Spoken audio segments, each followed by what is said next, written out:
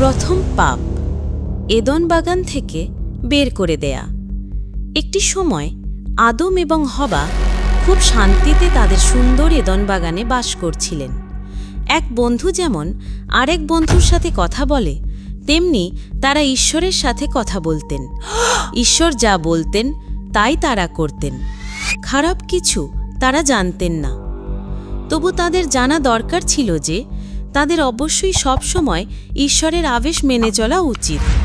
ঈশ্বর আদম এবং হবাকে বললেন, কেবল একটি গাছের ফল ছাড়া তোমরা এই বাগানের সকল গাছের ফল খেতে পারো, কিন্তু এই গাছের ফল যদি খাও তবে তোমরা মারা যাবে।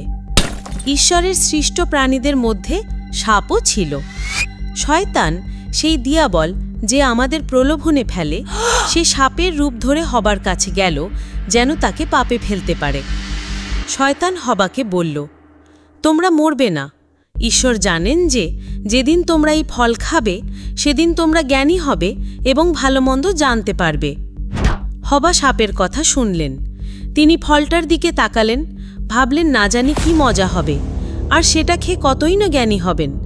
ঈশ্বরের আদেশকে অবহেলা করে সেই ফল পেড়ে তিনি খেলেন। পরে তিনি আদমকে অর্থাৎ তার স্বামীকেও দিলেন এবং তিনিও খেলেন। সেই দিন সন্ধ্যায় আদম এবং হবা যখন ঈশ্বরের গলার আওয়াজ শুনলেন, তখন তারা আগের মতো তার কাছে আসলেন না। তারা ভয়ে ভয়ে লুকাতে চেষ্টা করলেন। তাদের অবাধ্যতার কারণে ঈশ্বর হবাকে বললেন, তুমি ব্যথায় কাতরাবে এবং কষ্ট পাবে, তোমার স্বামী তোমার ওপর খবরদারি করবে।